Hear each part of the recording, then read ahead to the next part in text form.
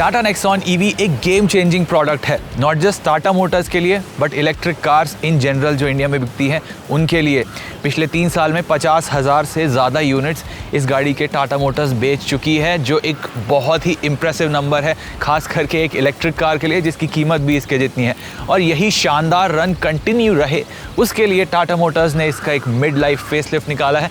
लगेगा नहीं आपको फेसलिफ्ट है, बट बहुत कुछ बदला है यहाँ फेस से लेके पीछे तक, कैबिन के अंदर, यहाँ बोनेट के नीचे। तो वो क्या क्या है और क्या वो वर्थ इट है, हम आपको आज के इस वीडियो में बताएंगे। Welcome to car and bike Hindi. लेकिन आगे बढ़ने से पहले कार एंड बाइक हिंदी को सब्सक्राइब कर लीजिए और वो छोटी सी बेल आइकन दबाना ना भूलें। चलिए अब वीडियो शुरू करते हैं। अब अगर आपने नई वाली नेक्सॉन देखी है तो आपको थोड़ी मिलती जुलती लुक देखने को लगेगी, उतना रेडिकल चेंजेस नहीं मिलेंगे, बट यहाँ पर ईवी स्पेसिफिक एलिमेंट्स आपको देखने को ढेर सारे मिलेंगे। सबसे पहले तो ये लाइट बार है जो नई वरना की आपको याद दिलाएगी, एंड यहाँ पर क्लोज्ड ऑफ ग्रिल है। और इसकी जो लाइट बार है ये आपको ग्रीट करती है, थोड़ी एक्सपेंसिव कार्स वाली फील देती है आपको। यहाँ पर ये फंकी सा एलिमेंट आपको देखने को मिलता है। बाकी यहाँ पर थोड़ी स्पेस दी गई है, यहीं पर आपको 360 डिग्री कैमरा का एक छोर देखने को मिलता है।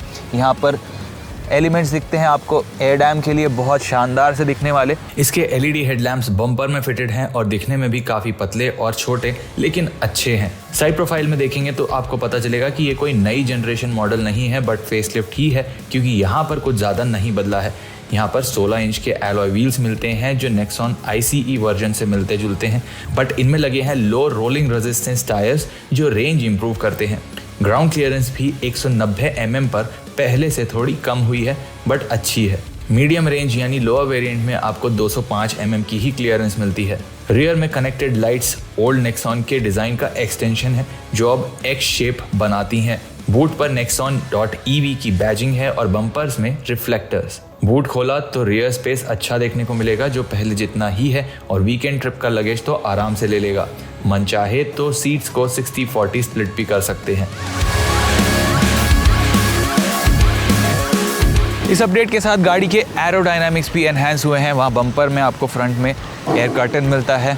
एलॉय व्हील्स जो हैं ये भी एरोडायनामिक्स एनहांस करते हैं, एंड जो ओवरऑल लुक है काफ़ी ग्लोबल प्रोडक्ट वाला लगता है। इसके प्राइसिंग से ये थोड़ी ज़्यादा हटके और महंगी लगती है, जो एक ईवी के लिए ज़रूरी भी है।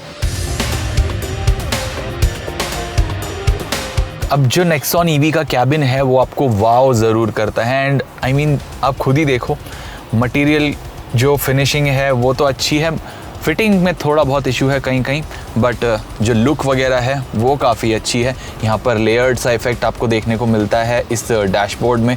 ऊपर प्लास्टिक है बट नीचे एक स्ट्रिप रन करती है, एनोडाइज्ड एल्यूमिनियम टाइप फिनिश है।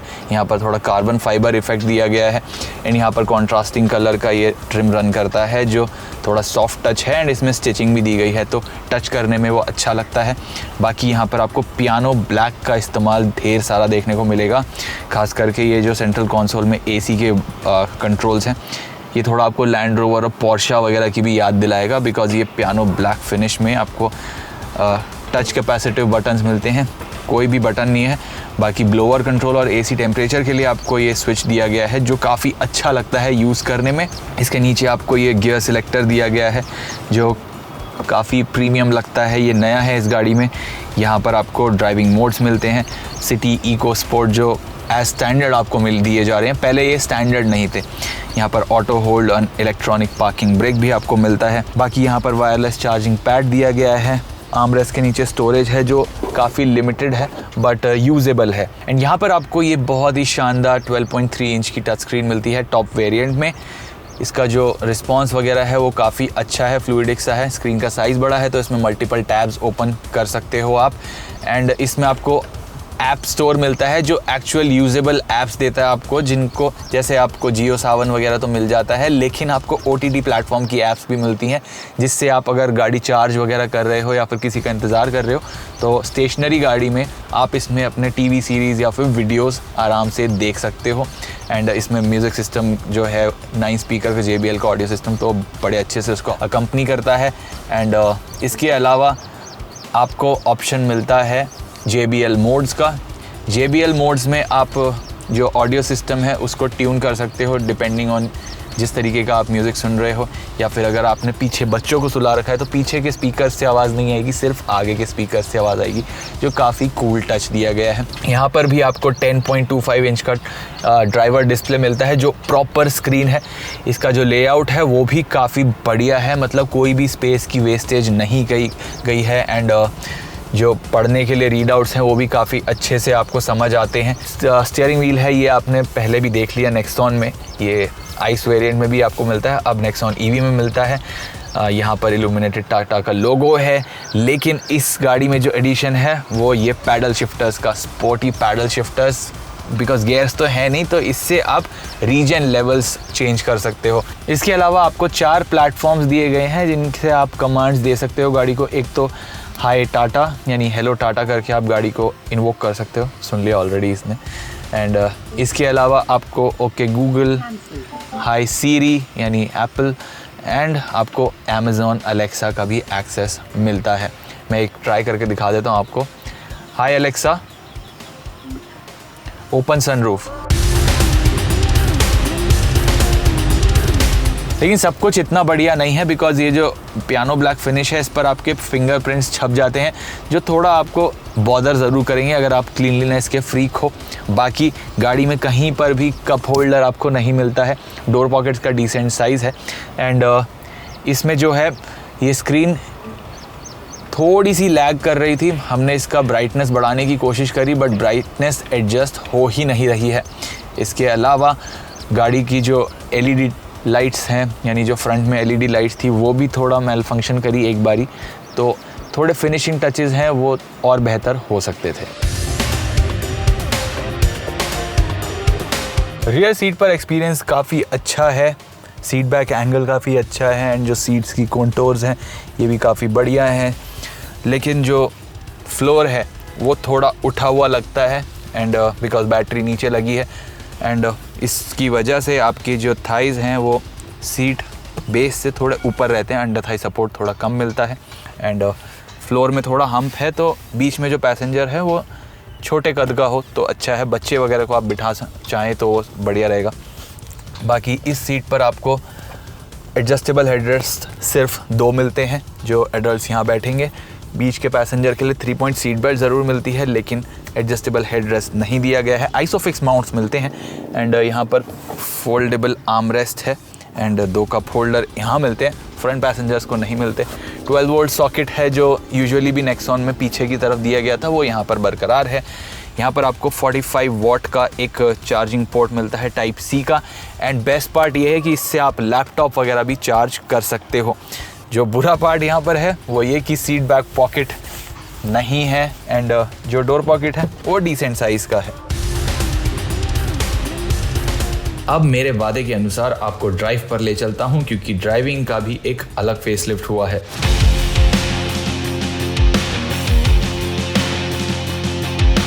अब मैं ड्राइव करने के साथ साथ आपको बता देता हूँ कि हमने ड्राइविंग कितनी रेंज पर स्टार्ट किया था। लगभग 270 के अराउंड नंबर था, एंड 94% जो था वो SOC था। अभी फ़िलहाल 84% पर हैं, और हमने गाड़ी से कम 17 किलोमीटर्स निकाल लिए हैं। बैटरी थोड़ी ज़्यादा ड्रेन हो गई। अभी इसके बाद थोड़ा शूट वगैरह भी किया है, एंड गाड़ी पार्क्ड रही है, तो इसके बाद कैसा अपडेट रहता है वो हम आपको बताते रहेंगे। अब ड्राइविंग के मायने में गाड़ी में क्या चेंज हुआ है, सबसे पहले उसकी बात कर लेते हैं। कंपनी का कहना है ये जो मोटर है ये 2nd जनरेशन मोटर है, यानी थोड़े अपडेट्स के साथ आती है। 20 किलोग्राम्स लाइटर भी है, ऑल्दो पावर और टॉर्क फिगर पहले जैसे ही हैं, कुछ चेंज नहीं हुआ है। इसके अलावा ये जो मोटर है ये 12,000 RPM की जगह 16,000 RPM तक रन करती है, एंड जो टॉर्क कर्व है वो ज़्यादा फ्लैट है, तो परफॉर्मेंस थोड़ी इम्प्रूव हुई है। टॉप स्पीड भी 150 किलोमीटर प्रति घंटे की बढ़ा दी गई है पहले से, एंड जो एक्सेलरेशन नंबर है वो 8.9 सेकेंड्स का ही है। ये मैं लॉन्ग रेंज वर्जन के बारे में आपको बता रहा हूँ, तो ज़्यादा डिफरेंस नहीं आया है, बट एक मिड लाइफ फेसलिफ्ट के हिसाब से काफ़ी डिफरेंस आया है। परफॉर्मेंस में उतना फ़र्क नहीं आपको पता चलेगा अनलेस आप बैक टू बैक चलाएं दोनों पुरानी वाली नेक्सॉन ईवी और इस वाली नेक्सॉन ईवी को। बट ये है जो मज़ा आता है ड्राइव करने में वो बरकरार है। तो शहर में हो या फिर लीगल हाईवे स्पीड्स पर नेक्सॉन ईवी के साथ आप ओवरटेक्स बहुत आराम से कर पाओगे। इसके अलावा नेक्सॉन ईवी चलाने में काफ़ी रोबस्ट फील होती है, यानी आप इसे ख़राब से ख़राब पैच दिखा दो, आप इसके ऊपर से पावर थ्रू कर सकते हो। इस गाड़ी के साथ आपको स्लो डाउन होने की ज़रूरत नहीं है। बट एक बात का ध्यान रखना है, अगर आप लॉन्ग रेंज वर्जन ख़रीदते हो तो उसकी ग्राउंड क्लियरेंस 190 mm है, एंड जो मिड रेंज वर्जन है उसकी ग्राउंड क्लियरेंस थोड़ी ज़्यादा है, तो इस बात का आपको ध्यान रखना है। दूसरा, इसका स्टीयरिंग जो है वो शहर में चलाने में काफ़ी लाइट फील होता है एंड हायर स्पीड्स पर बहुत ज़्यादा वे अप नहीं होता है, बट आपको कॉन्फिडेंस ज़रूर आता है। इसकी जो ब्रेक एनर्जी रीजनरेशन लेवल्स हैं वो भी काफ़ी इम्प्रूव हुए हैं, लगभग 2 से 3% बेहतर हुए हैं, कंपनी का दावा है ये। एंड इसमें आपको अब पैडल शिफ्टर्स दिए गए हैं। इन पैडल शिफ्टर्स से आप ब्रेक एनर्जी का लेवल चेंज कर सकते हो। थोड़ी महंगी इलेक्ट्रिक कार्स में देखा होगा आपने, लेकिन अब ये फीचर इस गाड़ी में भी ट्रिकल डाउन हो गया है। अब हमने गाड़ी को ऐसे कोई एफिशिएंसी बचाने के लिए नहीं चलाया, हमने इसको थोड़ा अच्छे से एक्सेलरेटर दबाया है एंड शॉर्ट्स वगैरह के लिए थोड़ी स्पोर्टी ड्राइविंग ज़रूर की है। एंड फ़िलहाल 200 किलोमीटर की रेंज दिखा रही है गाड़ी, 63% पर हमारी बैटरी है एंड फ़िलहाल हम करीबन 70 किलोमीटर चल चुके हैं।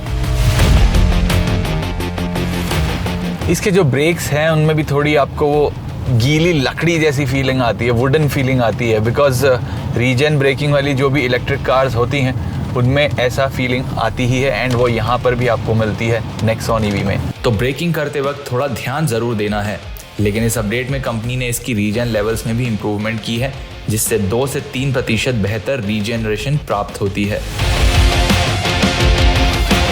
और जब भी किसी इलेक्ट्रिक कार का मुद्दा उठता है तो सबसे बड़ा बात होती है उसकी रेंज की, और यहाँ पर आपको सुन के खुशी होगी कि इस गाड़ी की रेंज बढ़ गई है। 465 किलोमीटर्स की रेंज आपको लॉन्ग रेंज वेरिएंट में मिलती है एंड जो लोअर वेरिएंट है, मीडियम रेंज जिसे कहते हैं, उसमें आपको मिलती है 325 किलोमीटर्स की।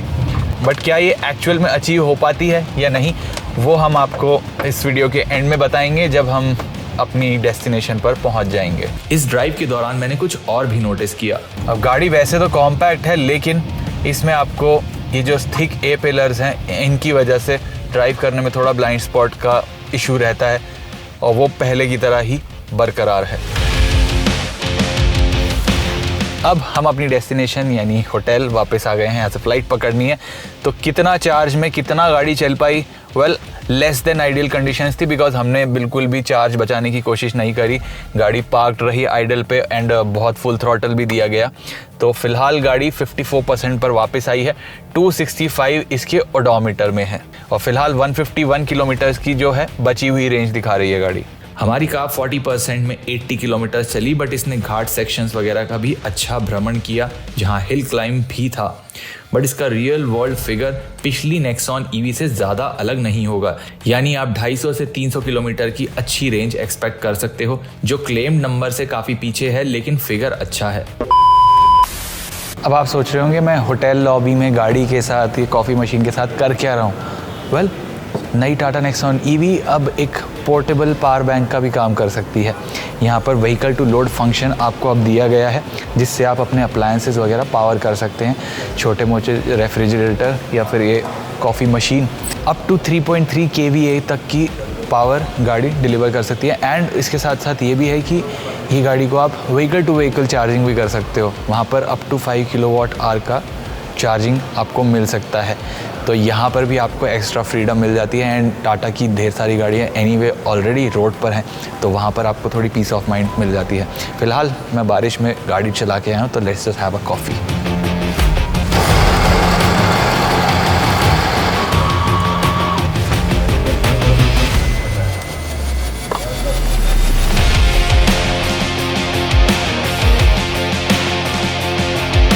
मैं तो कॉफ़ी से चार्ज हो गया, लेकिन गाड़ी को चार्ज करने के लिए क्या? वेल, इसके साथ एक 7.2 किलोवाट का AC वॉल बॉक्स चार्जर मिलता है, जो 10 से 100% चार्ज 6 घंटे में कर सकता है। DC चार्जर से यही टाइम 10 से 80% के लिए मात्र 56 मिनट हो जाता है। अब समय है नेक्सॉन ईवी को सम अप करने का। ये एक गेम चेंजर प्रोडक्ट है जो इस अपडेट के साथ और भी बेहतर पैकेज बन गया है। इसमें थोड़ी बहुत कमियां हैं छोटी मोटी, लेकिन इसका ड्राइविंग एक्सपीरियंस बढ़िया है, फील गुड फैक्टर भी है और लुक्स तो हटके हैं ही। कीमत भी अगर 25 से 50 हज़ार रुपये तक बढ़े तो एकदम वाजिब दाम लगेगा और इस बजट में ईवी खरीदने वालों के लिए ये एक ज़ोरदार ऑप्शन बनी रहेगी।